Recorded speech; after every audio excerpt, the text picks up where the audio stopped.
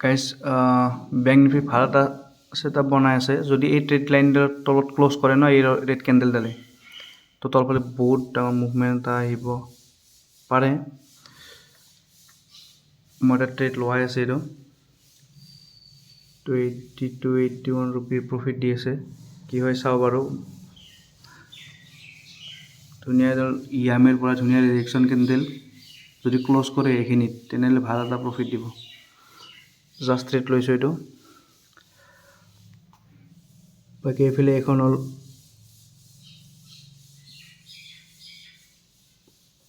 Profit হৈছে 156।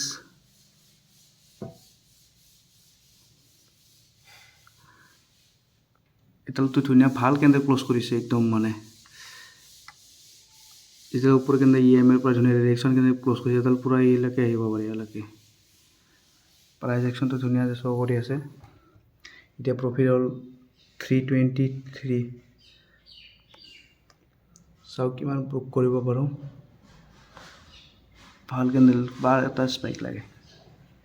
বাকী এতিয়া প্ৰফিট হৈছে 319 টকা 15 টকা। বাকী স্কেলপাৰ মোড ৰেডি আছে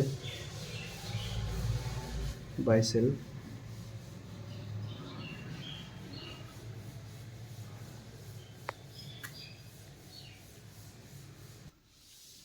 এইটো ধুনীয়া ছেটআপ বনাই আছে মই যিমান পাৰোঁ সিমান হোল্ড কৰিম। এতিয়া প্ৰফিট হৈ আছে 330 টকা 360 টকা মই যিমান পাৰোঁ সিমান হোল্ড কৰিম কাৰণ ধুনীয়া ধুনীয়া ছেটআপ বনাই আছে। যদি কিবা কাৰণত ট্ৰেড লাইনটো ক্ল'জ কৰে ন তেতিয়াহ'লে আৰু তললৈ নামি আহিব আৰু ধুনীয়া প্ৰফিট। এতিয়া 435 টকা ইমান প্ৰফিট হৈ আছে খালি ট্ৰেডটো ভাল কেণ্ডেল ক্ল'জ কৰিব এইটো 5 মিনিট। এতিয়া বৰ্তমান টাইম চলে 137 মিনিট।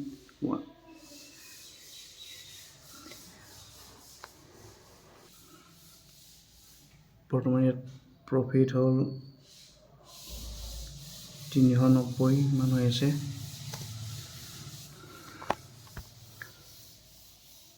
বাকী নিফটি 50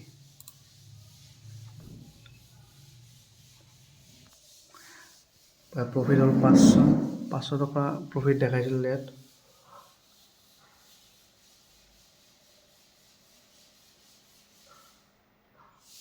বাকী এডালটো ভাল কেণ্ডেল ক্ল'জ কৰিছে যদি অলপমান তলত আহে ন ট্ৰেড লাইন ভাঙি আহে ন তেতিয়াহ'লে ভাল প্ৰফিট দিব। তো হোল্ড কৰিম এইটো 300 টকা হৈ আছে ট্ৰেড লাইন ভাঙালৈ হোল্ড কৰিম।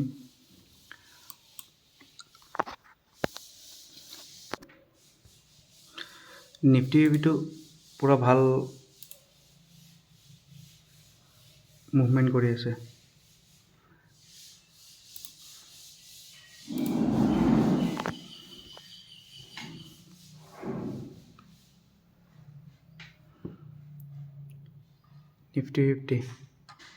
নিফটি ফিফটি ধুনীয়া মই ইয়াতে নিফটি ফিফটি ইয়াতে ট্ৰেড লোৱাৰ কথা আছিল কিন্তু ইয়াতে লোৱা নগ'ল ভুলতে মোৰ বেংক নিফটিত লোৱা গৈছে। চাওঁ যদি এডাল কিন্তু ট্ৰেড লাইন ভাঙি আহে ন আমি এইখিনিলৈকে টাৰ্গেট পাম।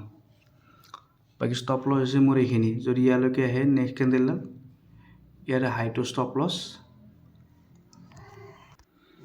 এতিয়া বৰ্তমান 525 টকা প্ৰফিট চলি আছে। কিছুমানেতো 525 টকাতে প্ৰফিট বুক কৰিলে হয় কিন্তু প্ৰফিট কৰি লাভ নাই এনেকুৱা সৰু সৰু 700 প্ৰফিট দেখাই আছে। এইটো ট্ৰেড লাইন যদি ভাঙে আৰু তলত পাই যাম। আহি গ'ল 800 আৰু অলপ 860 1000 টকা প্ৰফিট কৰি আছে।